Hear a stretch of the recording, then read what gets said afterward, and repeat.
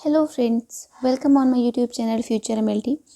आज मैं आपके लिए एक बहुत ही इंपॉर्टेंट सा टॉपिक लेकर आई हूँ, केएफटी या RFT, renal functional test, other kidney functional test.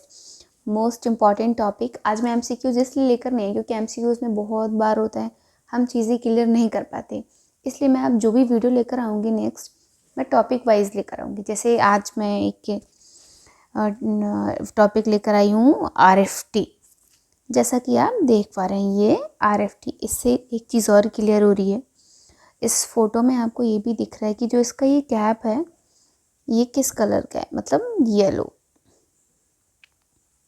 तो सबसे बड़ी चीज़ तो ये कि जो इसका कलेक्शन किया जाएगा आरएफटी सैंपल के लिए, जो कलेक्शन किया जाएगा उस ट्यूब का कलर या तो येलो होगा या अदर रेड हो सकता है, क्योंकि इसमें हेपारिन प्रेजेंट होता है। नेक्स्ट देखते हैं, एक तो येलो और दूसरा रेड, दो कलर की ट्यूब चाहिए in presence of heparin is the best. Next देखते हैं, मैं आप इसके बारे में कुछ और बताती हूँ। अब मैं थोड़ा आगे चलती हूँ, इसके बारे में बता देती हूँ किडनी के फंक्शंस क्या होते हैं, जो इसका इम्पॉर्टेंस फंक्शन मैं आपको बताते चलती हूँ। सबसे पहला जो इसका फंक्शन है वो है जो वेस्ट प्रोडक्ट है उसको रिमूव करना। ये इसका सबसे इम्पॉर्टेंट है, ये कि इसको वेस्ट को रिमूव करना। तो इसका सेकंड देखते हैं।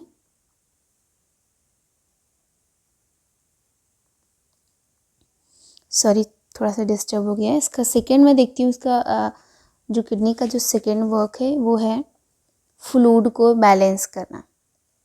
नेक्स्ट क्या है, थोड़ा जूम कर लेते हैं। नेक्स्ट इसका हो जाएगा मिनरल्स को बैलेंस करना। ये हो गए इसके 3 वर्क। चौथा, maintain blood pressure, blood pressure को कंट्रोल करना, बहुत हाई भी ना हो बहुत लो भी ना हो, एक नॉर्मल रेंज पर ही रहे। अब ब्लड प्रेशर का देखो, इसका नॉर्मल होता है 80/120, ये इसका नॉर्मल ब्लड प्रेशर रेंज होता है। और इसके बाद नेक्स्ट देखते हैं bone mineral metabolism, bone minerals metabolism. अब बोन के लिए मिनरल्स कौन कौन से होते हैं, सबसे पहला होता है कैल्शियम और दूसरा फॉस्फोरस। ये इम्पॉर्टेंट, बोन के लिए 2 ही इम्पॉर्टेंट होते हैं, बोन इसी की ही बनी हुई होती है। नेक्स्ट देखते हैं एसिड बैलेंस,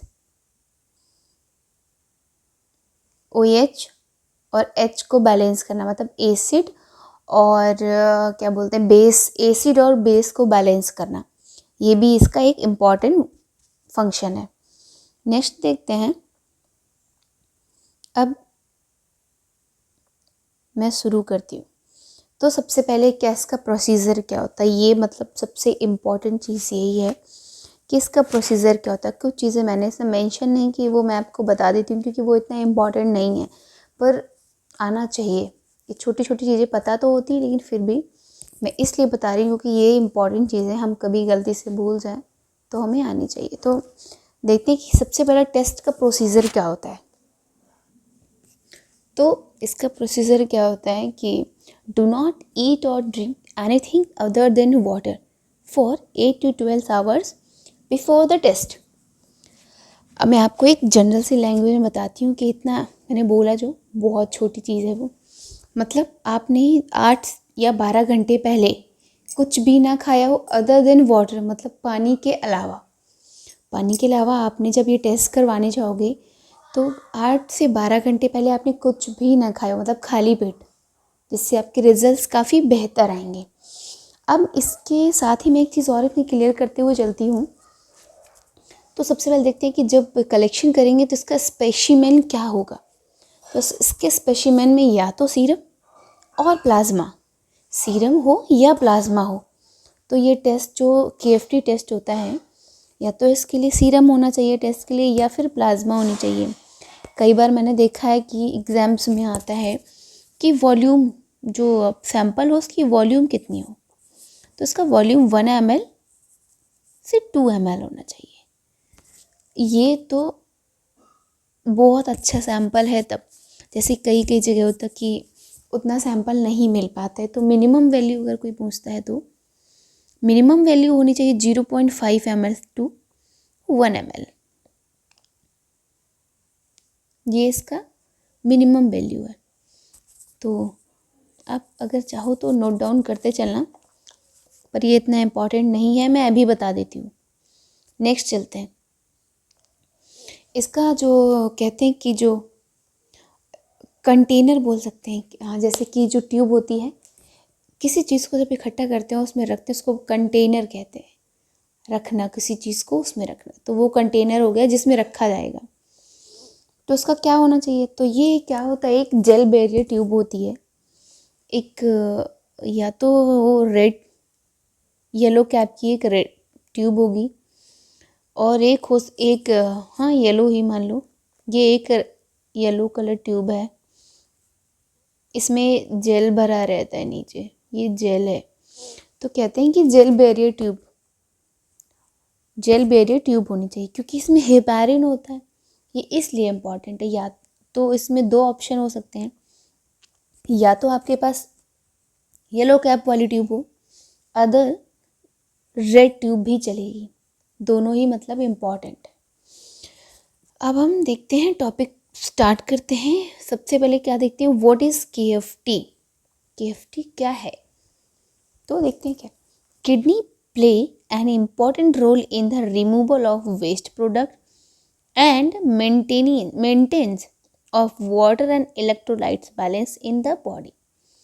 तो जो किडनी का सोर्स, अभी मैंने आपको ऊपर बताया था कि किडनी का इम्पोर्टेंट रोल क्या है। इसमें देखो क्लियर बोल रखा है, किडनी का जो इम्पोर्टेंट रोल है वो है रिमूवल ऑफ वेस्ट, मतलब जो वेस्ट होता है उसको रिमूव करने का मतलब बाहर निकालना।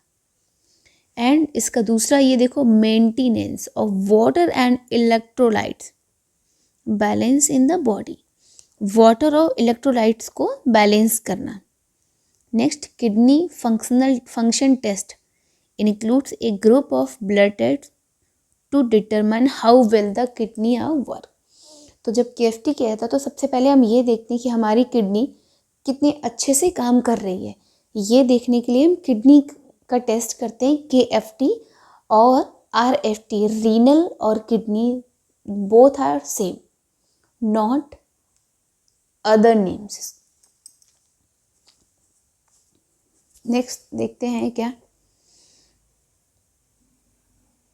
Symptoms that may indicate a problem.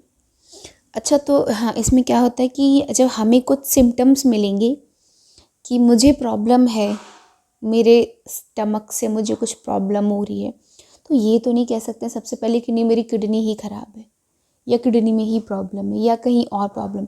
सबसे पहले छोटे छोटे से सिम्टम्स होते हैं जिससे पता चलता है कि किडनी में प्रॉब्लम है। अब किसी के पेट दर्द होने से कोई ये नहीं कहेगा कि तुम KFT करवा लो, तो उसके स्पेसिफिक सिम्टम्स होते हैं जो मैं बताती हूँ। तो इसका जो सबसे पहला सिम्टम्स है वो ये है कि जब आपको हाई ब्लड प्रेशर हो, हाई ब्लड प्रेशर मतलब जब आपका ब्लड प्रेशर 120 से आगे बढ़ता चला है, जैसे कि नॉर्मल वैल्यू 120, 80/120 एक नॉर्मल रेंज है। जैसे कि ये कोई कहता है 130 ब्लड प्रेशर बढ़ गया है, नहीं, 130 नहीं बढ़ता है, 140 भी नहीं है। ये 150 के अगर अबव में कोई ब्लड प्रेशर वैल्यू जा रही है तो इसको बोलते हैं कि अब ब्लड प्रेशर बढ़ रहा है। Next, blood in the urine, urine में ब्लड आना, ब्लड इन द यूरिन, इस कंडीशन को क्या कहते हैं ये भी आपको पता होना चाहिए। अगर किसी के यूरिन में ब्लड आ रहा है तो उसको कहते हैं हेमाटोयूरिया।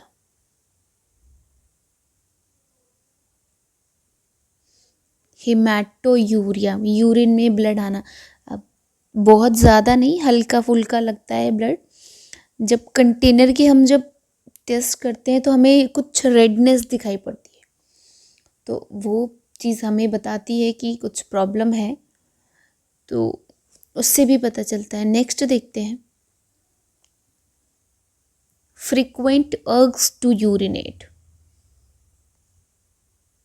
नेक्स्ट, डिफ़िकल्टीज बिगनिंग यूरिनेशन, मतलब जब हम टॉयलेट जाते हैं तो हमें कुछ डिफ़िकल्टीज होती है, जैसे जलन होना या पेन होना या ना टॉयलेट का ना होना या होना तो रुक रुक कर होना। तो ये भी इसका एक रीज़न हो सकता है कि हमारी किडनी में कुछ प्रॉब्लम है। अब नेक्स्ट देखते हैं कि केएफटी में टेस्ट कौन कौन से आते हैं। एक केएफटी एक प्रोफाइल है, ये किडनी फंक्शनल टेस्ट एक ये प्रोफाइल है कि केएफटी के अंदर कितने कितने टेस्ट आते हैं।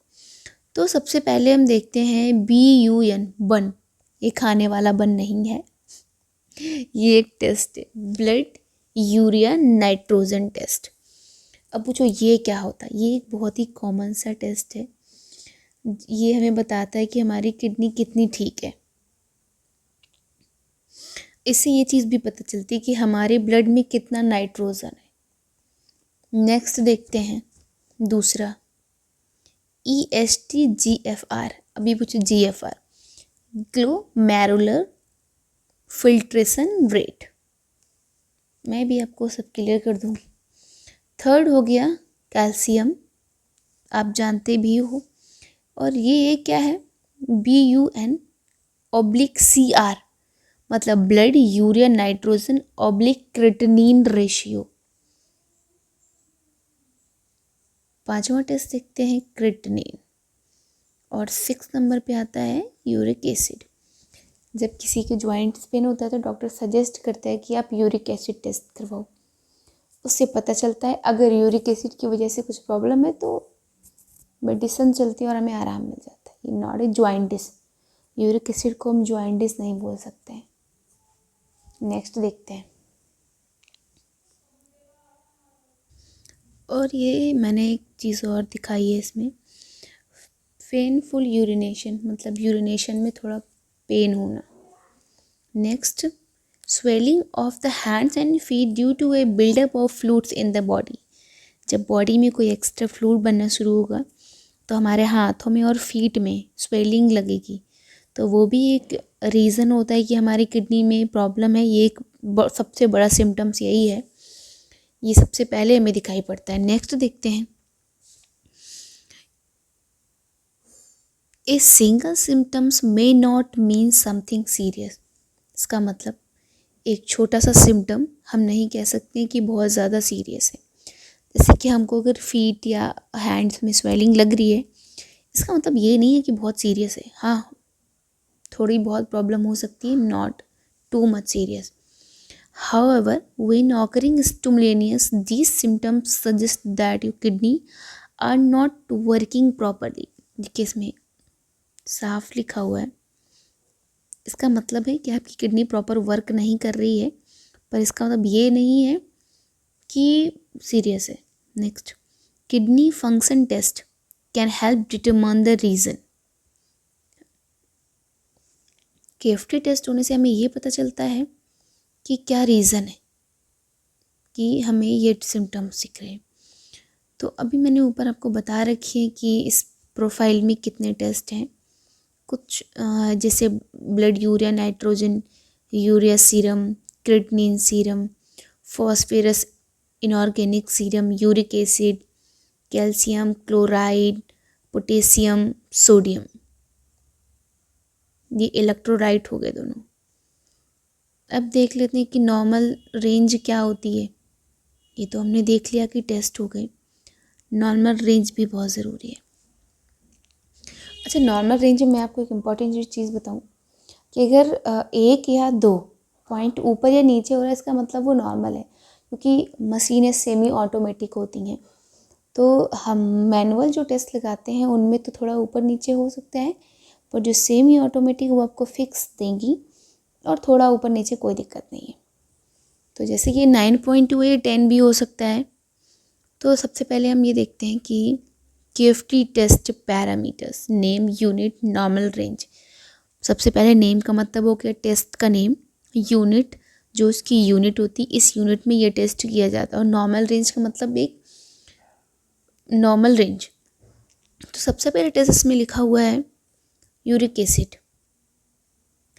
यूरिक एसिड की जो नॉर्मल वैल्यू होती है वो 3.7 to 9.2 mg/dl मिलीग्राम पर डेसीलीटर, ये इसकी नॉर्मल रेंज होती है। नेक्स्ट ब्लड यूरिया नाइट्रोजन, तो इसका जो नॉर्मल रेंज है 7 to 25 mg/dl। क्रेटिनिन का जो नॉर्मल रेंज होता है 0.6 to 1.1 mg/dl। ये इम्पॉर्टेंट लाइन है कि 1 और क्रेटिनिन का जो रेशियो होता है वो कितना होता है, 9:1 to 21:1। ये इसका नॉर्मल रेशियो है। ये एक थोड़ी इम्पॉर्टेंट सी चीज़ है कि एस्टिमेटेड ग्लोमेरुलर फिल्ट्रेशन रेट, इसकी वैल्यू होती है 1.73 ml/min। इतना सिक्रेशन होता है, फिल्ट्रेशन होता है, sorry 1.7 ml/min। More than 90 calcium होता है। ये थोड़ा टाइपिंग में प्रॉब्लम, मैं बता देती हूँ, कोई बात नहीं। मोर देन 90 मतलब ये 1.73 ml/min से 90 तक हो सकता है। अब देखते हैं कैल्शियम की, इसमें दिखा रहा है कैल्शियम, इसका जो नॉर्मल होता है वो होता है 8.8 to 10.6 mm/dl। नेक्स्ट सोडियम पर आ जाते हैं, 132 to 146 इसकी नॉर्मल रेंज मोल में होती है। नेक्स्ट देखते हैं क्लोराइड, इसकी होती है 99 to 109 mol/liter। Next the parameters above may not be part of the KFT test by some labs। इनके कहने का मतलब है कि हर लैब का सेम नहीं हो सकता है, किसी का 1-2 ml ऊपर या नीचे हो सकता है। Thank you for watching my video. आपको अगर अब मैं अब जो MCQs लेकर आऊँगी वो टॉपिक वाइज, जैसे मैंने आज आपको KFT के बारे में कुछ बताया, तो मैं अब नेक्स्ट डे जो वीडियो लाऊंगी वो मैं MCQs में लाऊंगी कि KFT के MCQs क्या होते हैं। तो हमें इससे पता चल पाएगा कि हमें कितनी तैयारी है और कितनी करनी है। मैं कोशिश करूँगी कि आपको ज़्यादा से ज़्यादा MCQs दूँ। Thank you for watching my video. अगर आपको मेरा वीडियो अच्छा लग रहा है तो आप लाइक और मेरे चैनल को सब्सक्राइब कीजिए। Thank you.